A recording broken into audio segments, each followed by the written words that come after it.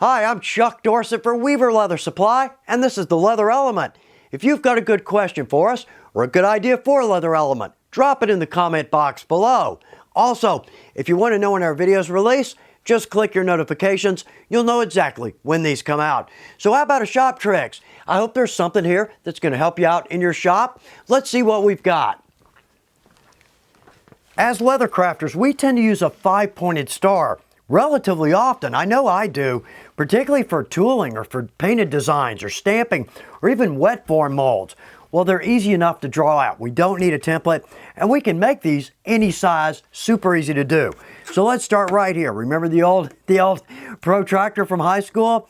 I think that actually is my protractor from high school. So let's start right here. Now, important note, let's mark our center point. That's going to be a big help here in just a minute. So let's make a mark at the top and the bottom, and let's draw this in on both sides. Okay, we've got a good circle. Now, 360 degrees. If we divide that by 5, that's 72. So let's drop this back down on our marks, and I'm going to come down 72 degrees. Let's make a mark. Okay, 72 times 2 is 144. So let's come down and make a mark at 144. Let's flip it over, do the same thing on the other side.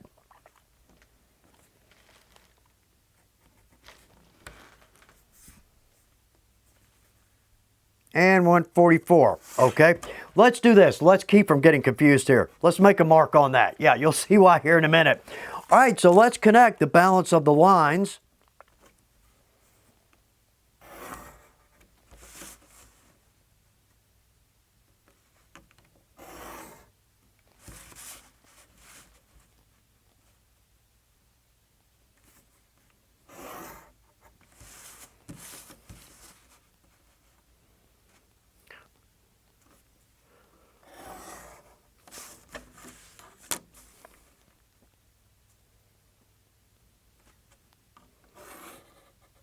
And there we have our 5-pointed star. Well, that's easy enough, okay?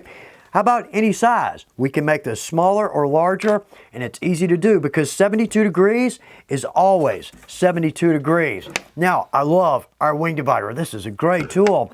But if by chance we have one of the old school that's got the pencil on it, let's drop our mark right on the center. It doesn't matter. Again, 72 is 72, but let's bring this out here, and let's just make a larger circle. Okay, we've got that. Now with a larger square, we're going to go from our center point and we're going to cross each of the 5 points to this outside line.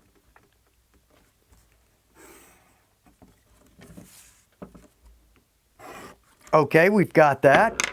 Now with a pen, just like we did on the inside, let's connect our outside marks.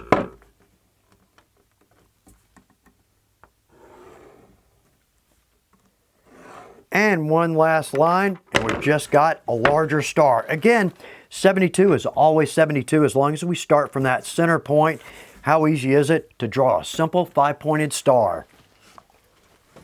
This may not seem like such a critical issue, but in all honesty, I've ruined a couple of projects, or at least parts of projects, because of this problem.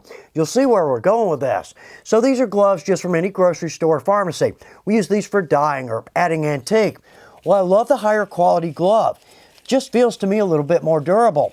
Well, the problem is not the quality. Actually, the color is the problem. I can't tell if I've dyed something with these or not. Here's where I'm going with this. So we've got a panel here. We're going to dye this in a light brown, say medium brown, saddle tan. And if recently we've dyed something in black or dark brown, the second we touch that leather with that glove, it's going to leave a big smudge. It's not going to go anywhere. And in fact, I'm going to consider that piece or that panel absolutely ruined. So over here, I can absolutely tell if I've used those gloves, and I can always jump up to a better pair. Now, these are typically less expensive. Well, we're saving a little bit of money here, but think of the irritation that we're going to have if we ruin a project. But also right here, I've got a big pile of these gloves. I'm afraid to use them. I don't know if I've got dye on those or not. I tend to use wet forming on a number of projects, evidently more than I think I do. I've got a big box of the forms. but it looks very professional and it's so easy to do. We've got some good videos on this. Well, as leather crafters, we're comfortable cutting leather, gluing leather, but also we've got scrap, so we can make some pretty solid forms in our shop. Well, here's the downside. As we place wet leather on this and form to it, well, this is going to get wet too. So our edge, it's going to start to soften, start to round, and we're not going to get a good crisp corner on that. Well, this will work for 1, 2, maybe 3 times, but after that, those edges get soft. Well, here's where I'm going with this. A jigsaw is one of the biggest helps to me in my shop. Now, your first thought, mine too, I'm not a woodworker. We don't have to be. In fact, we don't even need special electrical requirements for this. Now, a pair of safety glasses, absolutely, but this is so easy to operate. We can simply cut wood, absolutely. Make a very simple male-female mold. Or right here, this will actually cut pretty good round corners. Now, I might say let's sand those, but still, those are pouch pockets. Very easy to do. This is a big help. So we did a video on our 6x6 inch cinch pouch. Well, this is our pattern. Let's take a piece of paneling, and we can find this at any hardware store, very inexpensive. Let's add our non-slip tape to the back. So now I can lay that on my leather, put some force on it, and I can simply cut right to my pattern. Each and every one is absolutely consistent, and it's fast. Say with sword and dagger or knife, I don't need the actual sword, dagger, or knife.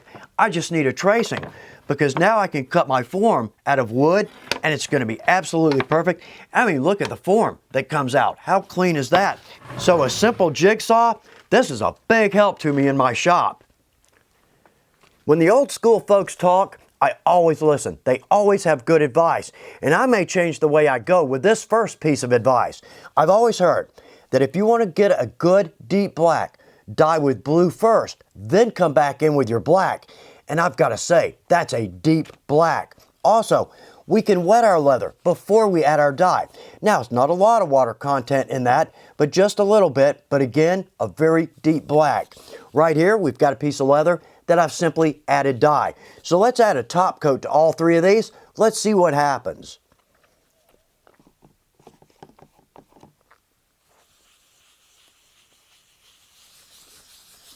Well, there we go. Right off the bat, I've got to say, that is a beautiful, rich black, very deep. And I love how that's taking my top coat. Where we've added a little water before our dye, feels a little bit stiffer. Now, all 3 pieces came out of the same side. But right there, it doesn't seem to take my top coat as well. Well, I wouldn't say as well. It just doesn't have the gloss that I've got here. And our 3rd piece, well, that's simply dye added. Looks pretty good. But when we put these 2 together, I don't know if the camera can pick that up since we're dealing with black, but I can see a definite difference between the 2 colors. I might have to change the way I add black. I hope this is good information. Just some simple tricks and tips that are going to help us out in our shop. The time we spend in our shop, that's just good quality time. But also, the outcome of the project, well, that has something to do with it as well. Thanks for taking time to watch The Leather Element. Good luck with your projects.